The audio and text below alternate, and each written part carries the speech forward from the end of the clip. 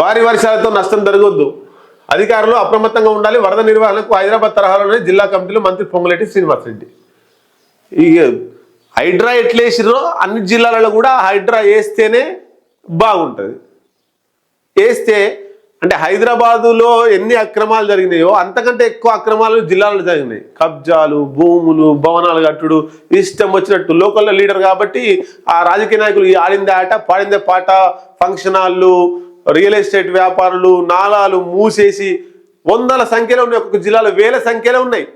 అవన్నిటి మీద కూడా హైదరాబాద్లో ఎట్లయితే అక్రమ కట్టడాలను బఫర్ జోన్లో ఎఫ్టీఎల్లో ఉన్నటువంటి వాటిని ఎట్లయితే కట్టిందో కూల్చేసిందో, తెలంగాణ రాష్ట్రంలో ఉండేటువంటి అన్ని జిల్లాలకు హైడ్రా వచ్చి ఆ హైడ్రా జిల్లా కమిటీలు వస్తే వందల వేల సంఖ్యలో ఆ రియల్ ఎస్టేట్ అక్కడ నాలా ఉంటుంది, ఏంది కాలువ ఉంటుంది, లేకపోతే చెరువు శిఖం ఉంటుంది, లేకపోతే ఇంకా పిల్ల కాలువలు ఉంటాయి.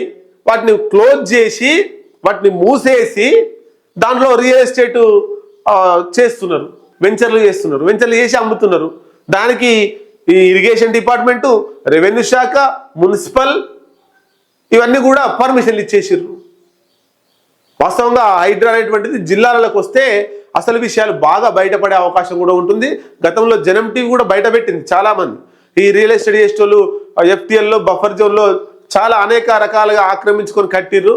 ప్రకృతికి ఆ కాలువలు నీళ్లు రావడానికి కూడా ఇబ్బందిగా ఉందని చెప్పేసి మనం ఫిర్యాదు చేసినా కూడా అధికారులు పట్టించుకోలే. ఆ న్యూస్లు కూడా మనం వేసినాం.